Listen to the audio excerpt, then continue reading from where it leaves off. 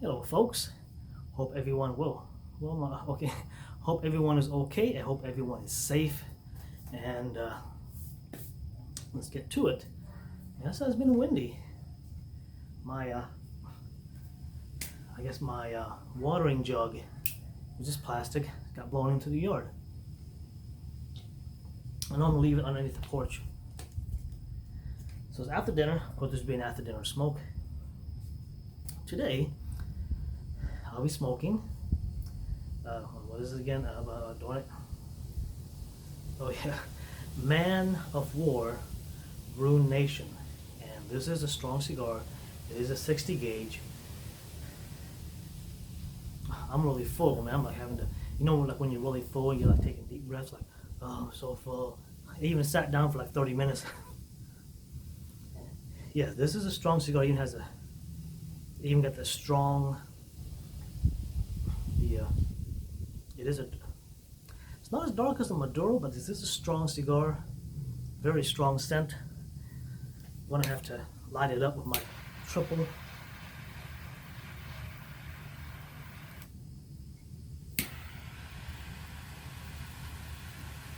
Oh, no, you burnt my forehead there. This torch is hot.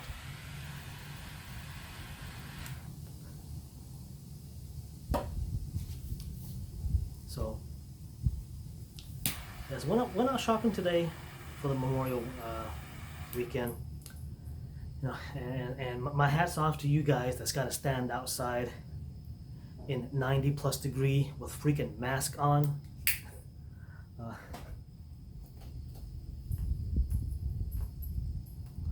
And of course we have this, if you go to the store, if there's too many people inside, you gotta wait outside in a line with this tape that is stuck on the sidewalk. So I got up to the front, saw the guy. I was like, dude, man, feel sorry for you, man. You got to stand out here in that 90-degree heat. He's like, yeah, man, it sucks. I'm sweating like a pig underneath this mask. And hopefully they rotate, because I was like, man, I'm not standing out here for 8 hours, in 90+ degree heat in a freaking mask. And yeah, in this guy's case, he had a beard, so I was thinking. I was going to tell him, hey man, you might as well take the mask out, because with that beard on, that mask is doing you no good.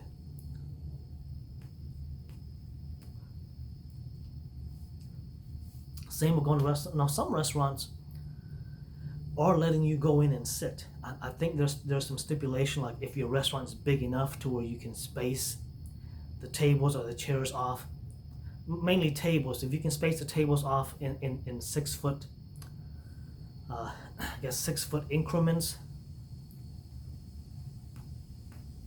Some restaurants are doing that, and there are some that can't do that because they're too small. Because if they were to do that, it'd only be like 4 tables. Instead of 10, now you're down to 4 tables if your restaurant is that small. And yeah, some of these restaurants I go to are pretty small. And so a lot of restaurants are still having to do takeout only. My suggestion is to phone in, or if they have online order, then go pick it up. Because if you go there, if it's busy, like today, I went there for, of course, during dinner time. So I went to go order. I didn't order online. I didn't phone it in. So I get there and I go. So it's going to be about a 20-minute wait. So me, okay, I get back in my car, I order what I need to order with the girl. Get in the car. The restaurant was, drove to go get some other stuff. Drove to another store. Came back, order was ready. Paid for it. Gave the guy who came out and gave me my food, gave him a little tip.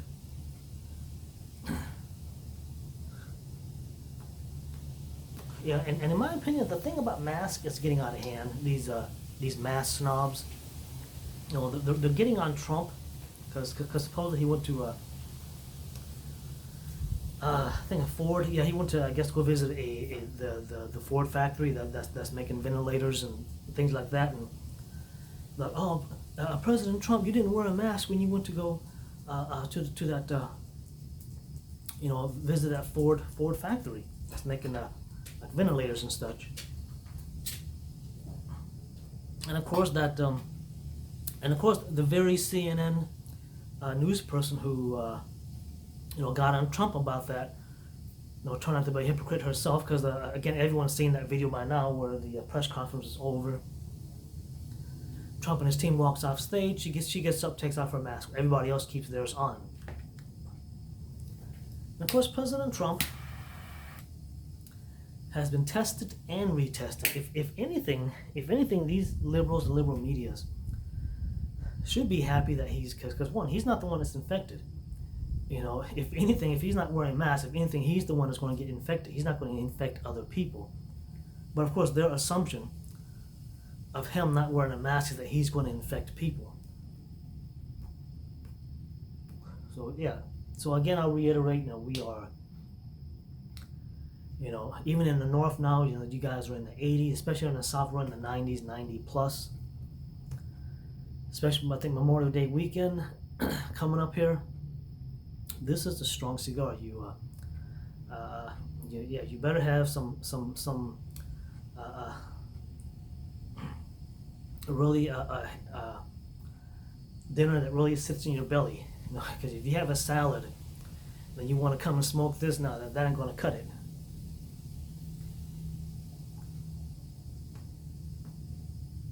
So again, I've stopped wearing my mask, and the store I went to was a hardware store. Pretty much everybody that was standing in line weren't wearing masks, because I was like, hey, I talked to guys like, man, it's 9 degrees out. It's hot. We're past flu season. He's like, yeah, I ain't wearing no mask either, man. I ain't worried. Of course, the only people who are forced to wear masks are employees, which again, I guess. and again, if the store or restaurant you go to says you got to wear a mask, then okay, I get it. I guess nothing I'll touch upon is I saw the video the other day. It's on YouTube, and there's a whole bunch of them on YouTube. The videos was their top 5 or top 10 cheap exotic car that'll make yourself look like you're a millionaire. The thing is that even though these cars are 10, 15, in some case 20 years old, they're still going for about 20 to 30 grand, in some case 40 grand. The thing is that let's say if you're going to be paying $20,000 for a Bentley, from 2005, 2002, 2003, 2004, 2005. An old Bentley Continental is going to run you about 20 grand. And of course, exotic cars exotic cars have a shit resale value, by the way. Unless you buy something that's like a special, like say Ferrari makes like a special car where they only make like 20 models of this particular special anniversary Ferrari.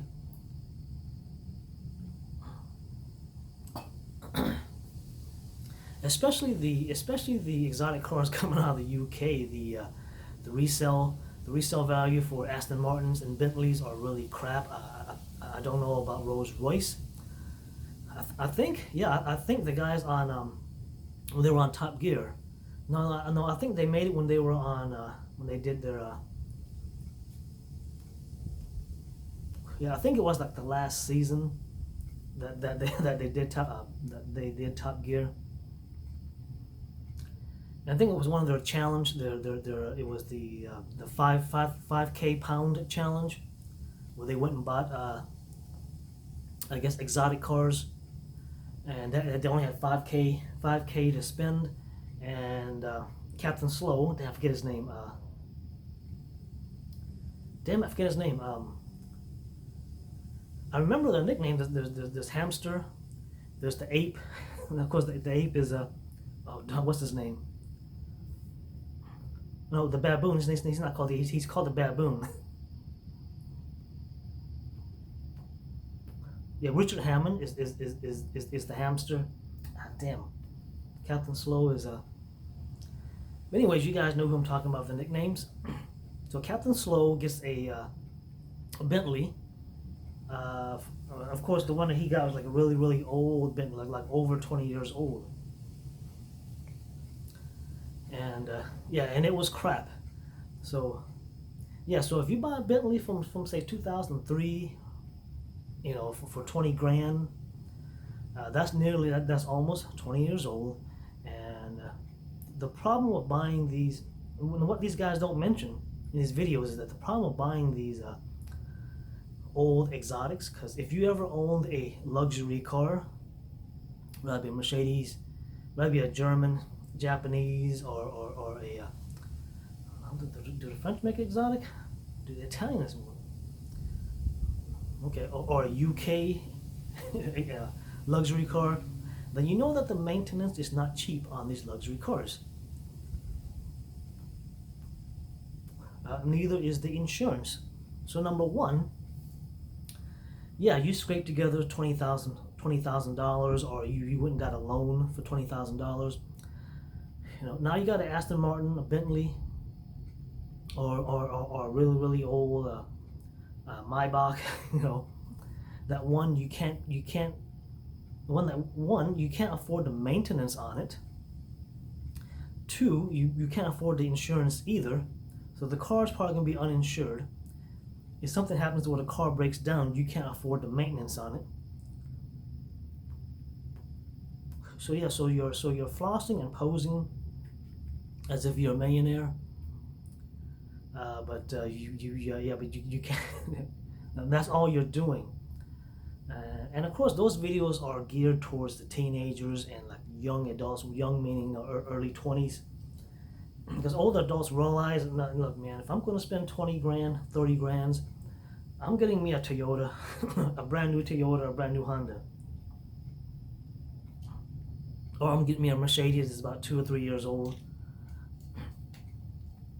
and not some car that's 10 to 20 years old, that one, you can't afford the maintenance on, and two, you can't afford the insurance.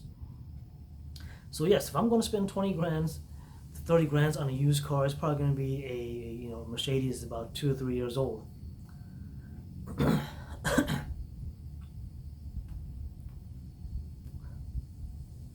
little bit older.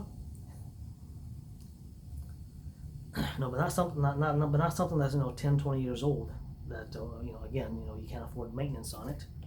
Yeah, now older Mercedes, you can't do a lot of maintenance yourself. You can take it to these mom and pop European shops. That's going to be like half the price of what Mercedes dealership would charge you. Of course, if you have a brand new Mercedes, you want to take it to the shop, especially if it's under maintenance. So that's it on that.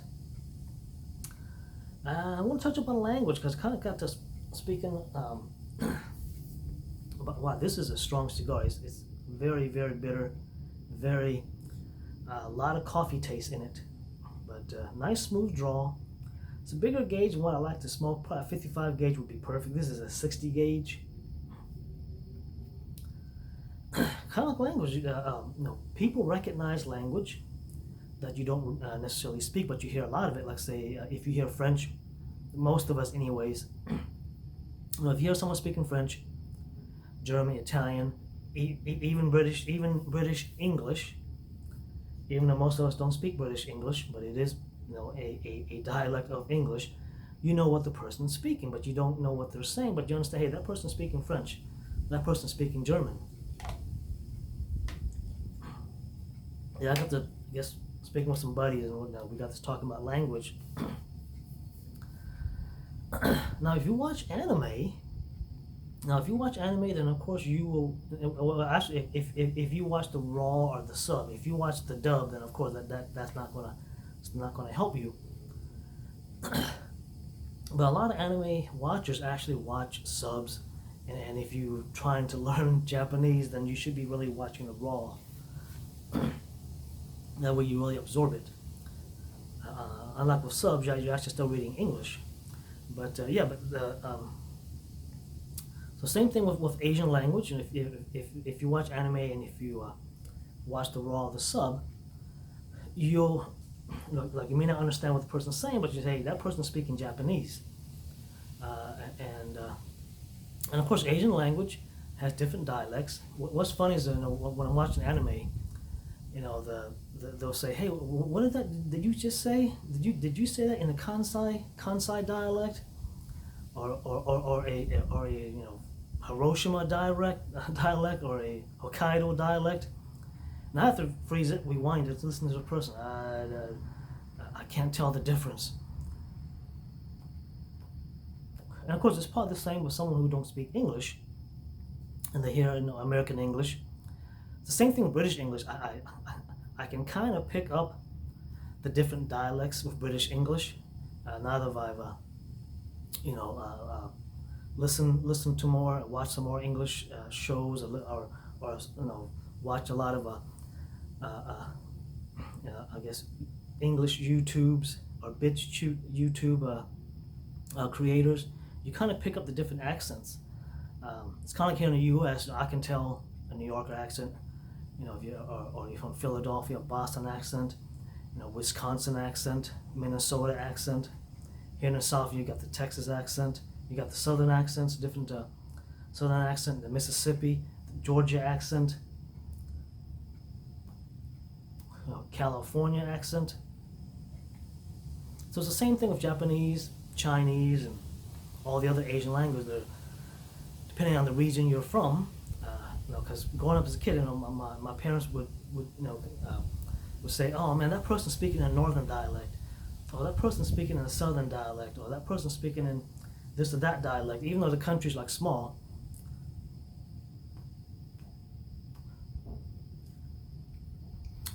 Same thing with Chinese. I can tell if someone's speaking Mandarin, Cantonese, just from the accent.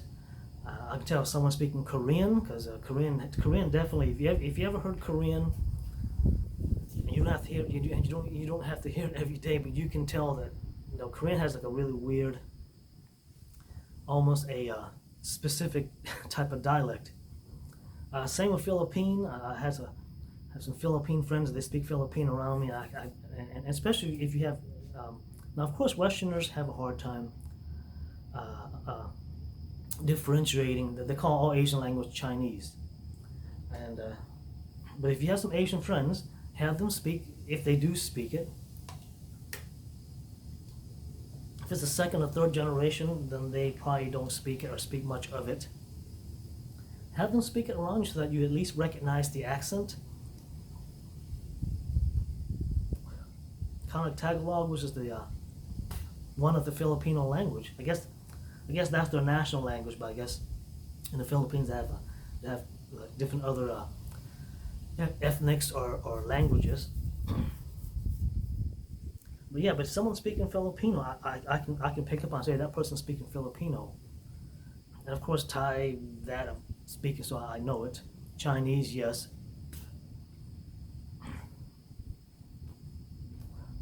Well, so I'll close it on this. It seems that Ruger, if you own a Ruger Mark IV made before 2017, there is a safety recall, and I need to send mine in. I guess I'll wait till. I guess I'll wait a few more months. I stumbled onto it. I was watching someone's video, on some guns, and they mentioned the starter guns. A good starter gun is a 22, and I was like, yeah, let me check out the Ruger website and see what new 22s they got out. And, stumbled onto the Ruger Mark IV recall. So basically, what it is that if you rack your slide, and now the gun has a live round in the chamber, there's a good chance that the gun will fire. So if you have your Mark IV made before 2017 and you haven't sent it in for the recall, do not store your gun with a round chamber, because it's a good chance it will go off. I don't store mine with a round in the chamber. Actually, I store mine with a magazine separate from the gun. Well, I mean, it's in the same case, but it's not in the gun. And another thing that can cause the gun to go off is that if you have a round in the chamber, and well, actually, yeah, just go to a website and read it. But from what I read, if you have because the gun has a safety, so if you have the safety slide in between on and off, and then you rack, and then you, and if there's a live round in the chamber, if you put it back to, I forget, if you put it back to live, there's a good chance it will fire. So if you put it to safety, let's say you take it to the range and you have it on safety, and you just happen to have it halfway, and then you put it to safety and you put the gun away, and you're at the range, and you're ready to fire, and you click it off the safety onto live, and the gun fires by itself. That's I guess that's one of the so basically what the recall is, that you take it in, send it back into them. That one, they'll fix the safety, and I guess two, they'll fix the I guess what the cause of it firing is the safety mechanism, or the firing pin. I guess whatever they're doing, they're going to fix it. So eventually I'm going to get mine sent back to Ruger. I've never sent a gun in the mail before, so I guess I gotta check. And of course, you make sure you ship it with no ammo. And I guess I'll check their website and see how they recommend to ship it back to them.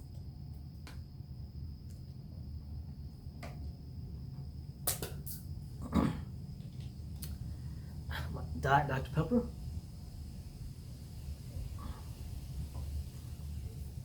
Yeah, so a gun recall is no joke, because you can hurt or kill yourself, or hurt or kill other people unintentionally. But of course, again, the golden rules: never point a gun at someone unless you plan on killing them. So yeah, so if you got a Ruger Mark IV, just like me, I guess I'll wait till all this crap. I don't know if it'll ever pass over, so who knows. So I might wait till next month, June or July, and send my, now that I've ran into this, because they didn't they didn't send me. I get emails from Ruger, and they didn't send me anything about recalls. Well, that's it. I'll end it on this. Stay safe for this Memorial Day weekend. If you're gonna grill, be safe. Don't use gasoline to try to light your charcoal grill. Use lighter charcoal fluid.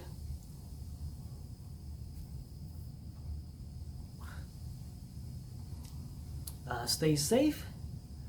Ignore the mask snobs and the social distancing snobs. I'll probably go over to a relative. I have them come over here, and enjoy the holiday. Well, you guys have a good one, and again, stay safe. Enjoy your sticks.